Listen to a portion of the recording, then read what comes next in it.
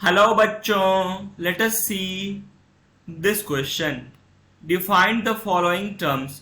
हमें following terms को define करना है। Per capita income, net attendance ratio और define the term per capita income. Now let us see the key concept. So the key concept will be per capita income and net attendance ratio. Now let us see the per capita income. What is per capita income? It is total income of the country divided by its total population. It is also called average income. तो जब हम किसी country के total income को उसकी total population से divide कर देते हैं तो उसको हम पर कैपिटा इनकम या फिर एवरेज इनकम भी कहते हैं। Now let us see the net attendance ratio. ये क्या होता है?